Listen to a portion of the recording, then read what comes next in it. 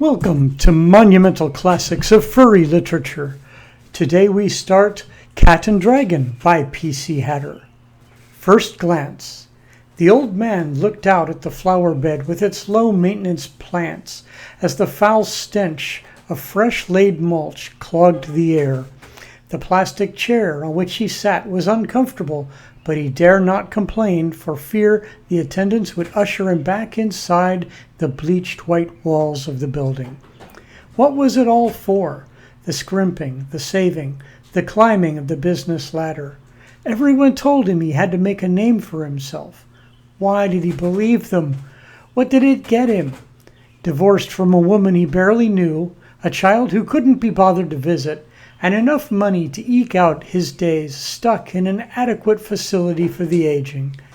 What happened to the fun and the magic of life?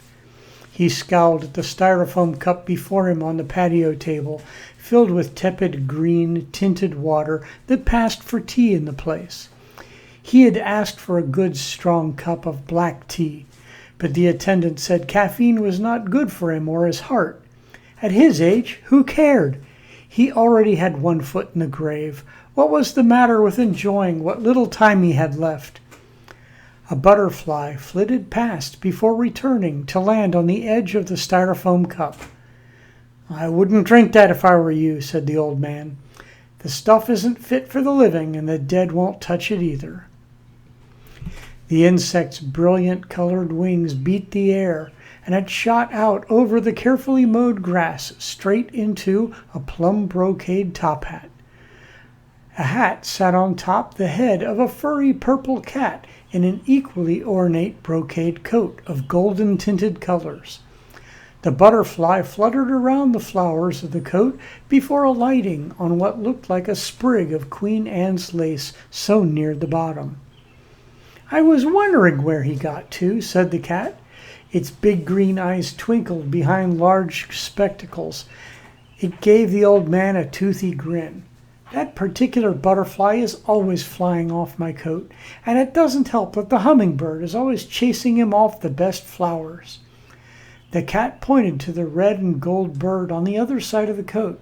Its embroidered wings moved with amazing speed as it alighted from its perch, buzzed over to inspect the old man, and zipped back to bury itself within the cloth. "You're not some actor, are you? One of those volunteers from the school that think they need to practice on an audience that can't run away? Last week's brass band couldn't be bothered to play in tune. Awful stuff. Just because we're old doesn't mean we're deaf. Come on, speak up. Are you a do-gooder?" "No, I'm just me, Purple Cat." Purple Cat smiled, held her lapels, and stood tall on high-heeled boots, the same colors as her coat. Her smile vanished as she cocked her head and looked at the old man. "What are you doing?" "I'm supposed to be dying." "Why?" "Because I believed society's lies on how to be happy. Now I can't even get a decent cup of tea." "Is it tea time? I have a ball." Purple Cat pulled a golf ball out of her pocket and held it up. "I don't play golf, but I'd settle for a good English breakfast tea and a shortbread cookie." Purple Cat sniffed the golf ball and took a bite. White powdered sugar coated her whiskers as she chewed. "Russian tea cookies made with hazelnut, not pecan. You sure you don't want one?" The old man's mouth watered at the thought of real butter and sugar. With a quick look around the porch to make sure they were alone, he reached for the half-eaten cookie Purple Cat presented him and stuffed it in his mouth. The sweet taste felt like heaven on his tongue, leaving him hungry for more.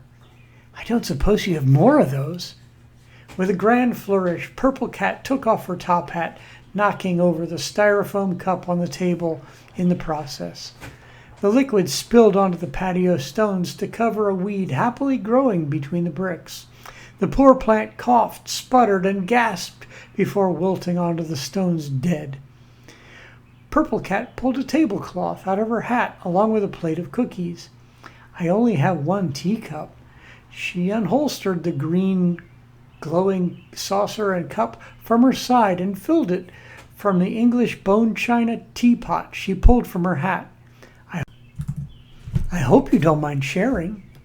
He snatched a cookie off the plate and mumbled an incoherent answer before taking the cup. A few sips had him humming in contentment. Black dragon pearl. I recognize the chocolatey taste. It's been ages since I've had it. Why? You ask a lot of questions. People never have the right question for the right answers. That doesn't make sense. To me it does. Purple Cat poured him more tea. Do you have an answer? Because I'm old. Old? 72. The cat blinked. That's quite young for a dragon. But I'm not a dragon. Really? You look like a dragon. What? The cat reached over and tapped her claw on one of the bronze scales that covered his arms. Gone was the pale liver-spotted skin. Shimmering iridescent scales covered his arms and hands. He looked down at his body, stretched out his legs, and wiggled his toes. Gone were the aches and stiffness. How'd this happen? How'd what happen? This! He lifted his arms and checked his armpits. Even they were scaly. Did the attendant give me someone else's medication? I wouldn't put it past them. I don't think so. Why? I shouldn't be covered in scales.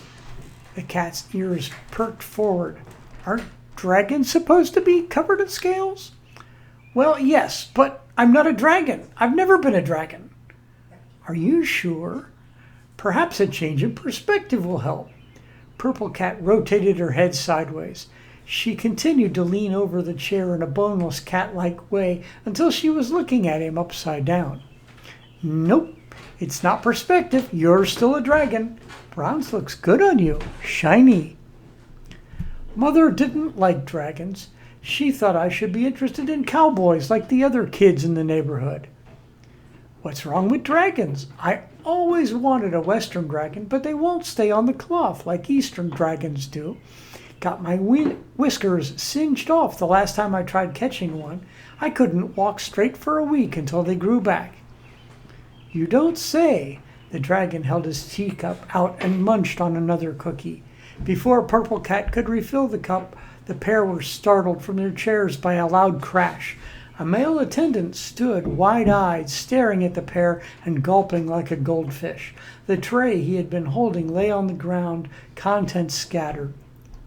When the attendant regained his voice, he screamed and ran back into the building. Oh dear, said the Purple Cat.